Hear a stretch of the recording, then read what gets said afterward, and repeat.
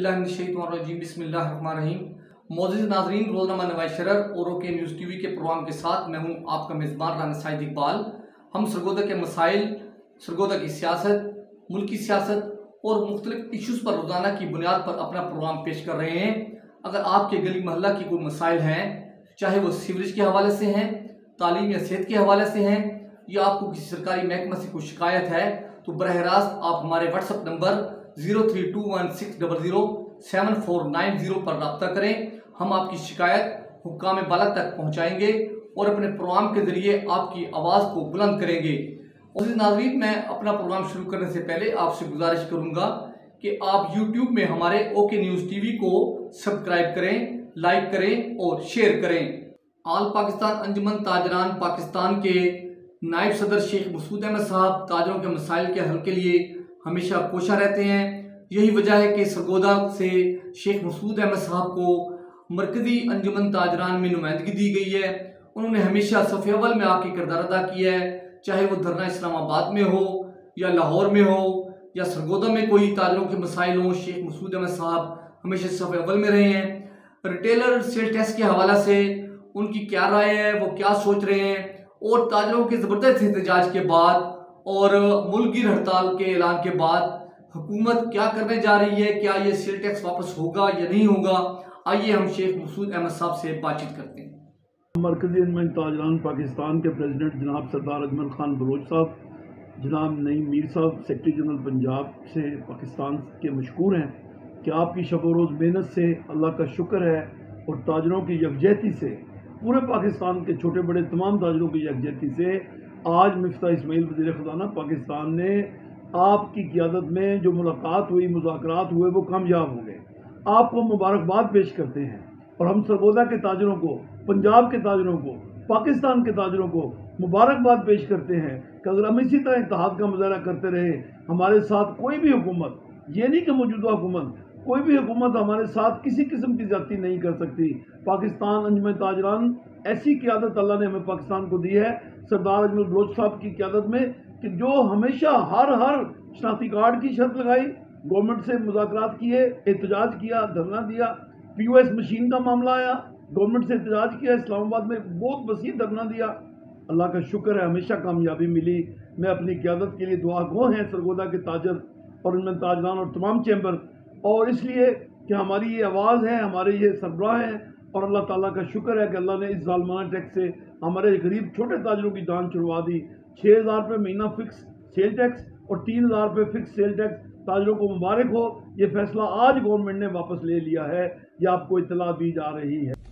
मोअज़्ज़ज़ ताजर भाइयों, आपको मुबारक हो, बिजली के बिलों पर सेल्स टैक्स वापस हो चुका है। आप ताजरों ने पूरे मुल्क में एहतजाज किया, आप सड़कों पे निकले, आपने अपने इजलास बुलाए और फिर आपकी इस क़ियादत ने हुकूमत के साथ मुज़ाकराती अमल किया, और इस मुज़ाकराती अमल में हमने पूरा दबाव हुकूमत पे डाला और हमने आपका मुकदमा लड़ा, और आज आल पाकिस्तान अंजुमन ताजरान सुरखरू हुई है।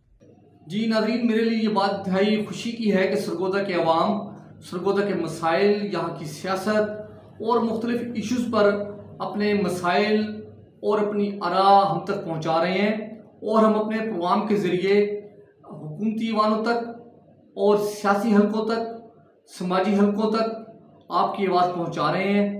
और हमारी कोशिश है कि सरगोदा के मसाइल को उजागर किया जा सके, ताकि यहाँ पे जो दरीना मसाइल हैं और यहाँ की महरूमियाँ हैं, और सरगोदा की जो क़ियादत है वो किसी भी वजह से अगर इस वक्त मसाइल से चश्मपोशी कर रही है या हमारे सरकारी अफसरान उस तरह तवज्जो नहीं दे रहे, तो हमारे प्रोग्राम के ज़रिए हमारे जो मसाइल हैं, हमारी जो बातचीत है, जो आवाम की सोच है उन तक पहुँचे, और इंशाअल्लाह ताला आप देखेंगे कि उनमें बेहतरी आएगी, और बेहतरी आ भी रही है। हमें बहुत सारे दोस्तों ने शिकायत की है और हमारे ऑफिस दोस्त तशरीफ़ लाए और कुछ बुजुर्ग लोग भी तशरीफ़ लाए।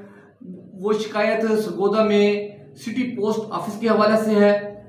सिटी पोस्ट ऑफिस ब्लॉक 10 में अरसा दराज से कायम है। पहले ये ब्लॉक 10 के कॉर्नर में, चौक के कॉर्नर में एक कुछ बड़ी बिल्डिंग में था, लेकिन अब वही जो पोस्ट ऑफिस है वो एक साथ वाली गली में एक ज़रा छोटी बिल्डिंग में मुंतकिल हुआ है, बड़ा अरसा से वहाँ पे काम कर रहा है। लेकिन लोगों की शिकायत ये है कि सरगोदा में पहले जो डाक का निज़ाम वो यकीनन बहुत ज़्यादा बेहतर भी था और यहाँ पे डाकखाने भी ज़्यादा थे। अब डाकखानों की तादाद भी कम हो गई है, लेकिन गवर्नमेंट ने सर्विसेज मुख्तलिफ़ किस्म की प्रोवाइड कर दी है, जिसमें कोरियर भी है, जिसमें वहाँ पे रजिस्ट्री है और अर्जेंट मेल सर्विस है या पार्सल की सर्विस है, और उनके ऊपर बहुत अच्छे उन्होंने पैकेजेस भी दिए हुए हैं और लोगों का बहुत ज़्यादा रुझान है पोस्ट ऑफिस के ज़रिए अपनी डाक या अपने सामान वगैरह को भिजवाने की। तो सरगोदा में सिटी पोस्ट ऑफिस पर बहुत ज़्यादा बोझ बढ़ा हुआ है, चूँकि कई डाकखाने बंद हो चुके हैं और हुकूमत ने वो डाकखाने यहाँ पे मर्ज कर दिए हुए हैं, और जिसकी वजह से यहाँ पे रश है।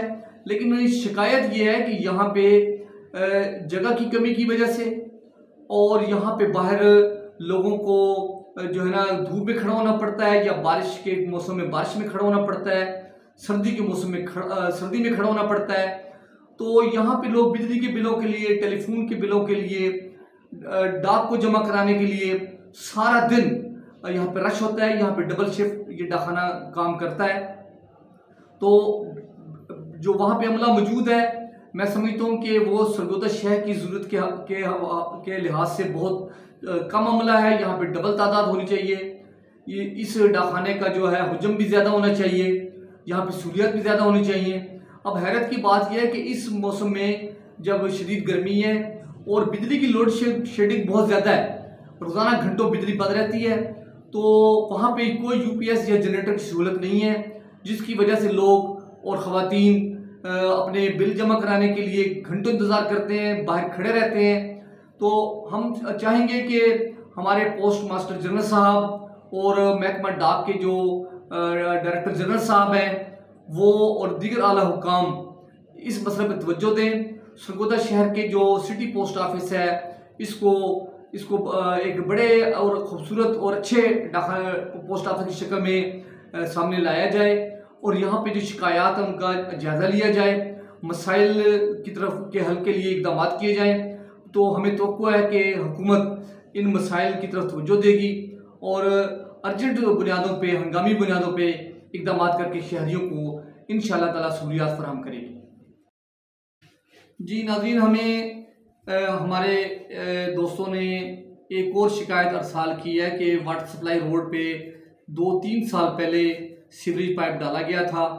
ये वाटर सप्लाई रोड 16 रसाला, मुख्तलिफ चक्कू और शहर की कई कॉलोनियों को लिंक करता है और यहाँ से तकरीबन रोज़ाना 3-4 हज़ार चिंकी रक्शे, मुख्तलिफ गाड़ियाँ, मोटरसाइकिलें और ट्रांसपोर्ट गुजरती है।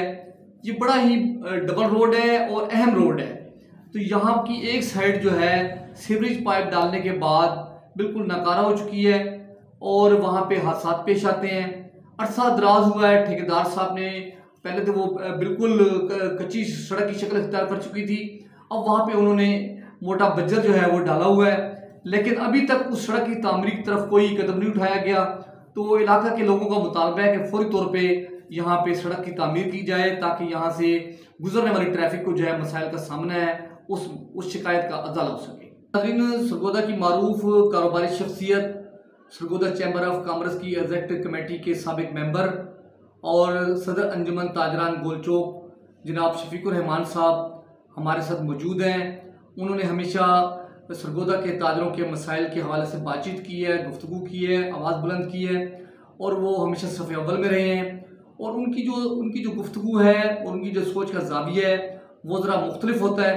तो उन्होंने ताजरों के मसाइल के हवाले से और ख़ास तौर पे रिटेलर सेल टैक्स के हवाले से क्या कहा है, आइए हम उनसे बातचीत करते हैं। और उन्होंने एक तो गुफ्तगू मीडिया के साथ की, उसके बाद उन्होंने स्पेशल हमारे चैनल के साथ भी बातचीत की। आइए हम सुनते हैं वो क्या फरमा रहे हैं। ये फिरंगी राज इन्होंने लगाया है और ये जो हम पे ज़ालिमाना टैक्स लगाया है ये हमारे ज़िम्मे नहीं है, ये ज़िम्मे हैं अशराफिया के। उनके ज़िम्मे ये अब ये पैसे वही अदा करेंगे। अब गरीब में ये हिम्मत ना है ना उसमें सक्कत है। ये अशराफिया के पैसे अब जैसे पूरे 70 साल से उनके हमसे वसूल किए जा रहे थे, अब ऐसा नहीं होगा, अब ऐसा नहीं होगा ना। अब आवाम में ऐसी सक्कत है। Thank you very much. ना सब कुछ उलट जाएगा, उलट गया है और अब नया क्या माहौल नज़र आ रहा है? नया माहौल वही है कि हर कोई बंदा जिसके पास जो जितनी चादर होगी उतना पाँव फैला लेगा। अब उससे ज़्यादा वो जो जैसे अगले थे कुछ चीज़ों को कम करेगा। कोई 30% ऐसे भी लोग हैं जो अपनी चीज़ों को बढ़ाएंगे। इस कोरोना के बाद कोई 30% एक नया शराफिया भी पैदा होगा जिनके पास माल की बहुतात हुई है, और 70% वो बंदे हैं जिनके पास माल 95% ख़त्म हो गया। तो ये भी मामला है। लेकिन वो जो जिनके पास माल ज़्यादा आया वो अब इंशाल्लाह अपनी वो ऐसे इस्तेमाल करने में कुछ टाइम तो लगता है। ये 2-3-4 साल का अर्सा लगता है, इसलिए ये 2-3 साल लाजमी बहरानी साल होंगे। इसके बाद ही मामला समेटे जाएंगे, फिर एक नई तरह से एक नई ज़िंदगी का आगाज़ होगा। जो लोअर मिडिल क्लास लोग हैं, गरीब लोग हैं, वो सर्वाइव कर सकेंगे या हालात ख़राब जा रहे हैं? वैसे है कि वो जैसे जत्थे बड़े जत्थे हैं वो मजबूत हो गए हैं, बड़े जत्थे मजबूत हो गए हैं। इनको ये जो जिस तबके की आप बात कर रहे हैं इनको उन जत्थों के साथ अटैच होना पड़ेगा, सिलेंडर करना पड़ेगा, गुलामी करनी पड़ेगी। में कितनी देर लगाते हैं उतनी देर बहरान रहेगा। पाकिस्तान के हालात कहते हैं कि श्रीलंका या किसी ऐसे इनकलाब की तरफ जा सकते हैं, यहाँ पे हालात ख़राब हो सकते हैं। वो मुल्क और हैं, ये मुल्क और। इसके ऊपर खुदा ने इसको 4 मौसम दिए हैं और हर 3 महीने के बाद एक नई फसल आ जाती है। ये कुदरती जो इसमें आमद है ना माल की, ये दुनिया में एक मुनफरद सा मुल्क जो मुल्क है, ये वो पाकिस्तान उन मुल्कों में शुमार होता है। इसलिए वो डॉलरों से भी ज़्यादा चीज़ें जो इसकी ज़मीन सोना उगलती हैं उसकी कीमत डॉलरों से ज़्यादा है। इसलिए वो डिफ़ॉल्ट वाला कोई मसला नहीं है। ये एक सियासी चाल है पता नहीं मेरे ख्याल में जो इस एशिया में खेली जा रही है। एक चाइनाइज़म है, एक अमेरिकाइज़म है। उसके लिए ना ये चाल है जिसको हवा बना के पेश किया जा रहा है। मेरा तो कैसे है और इसके अलावा पाकिस्तान डिफ़ॉल्ट नहीं हो सकता। पाकिस्तान दोनों सुपर पावरों की मजबूरी है, इसको कोई भी डिफ़ॉल्टर नहीं होना देगा। नाज़रीन, हमने आज के मुख्तलिफ इश्यूज़ पर बातचीत की है और इंशाल्लाह ये सिलसिला जारी रहेगा और इंशाल्लाह हम अपने नए प्रोग्राम के साथ कल फिर आपसे मुलाकात करेंगे। अल्लाह हाफिज़।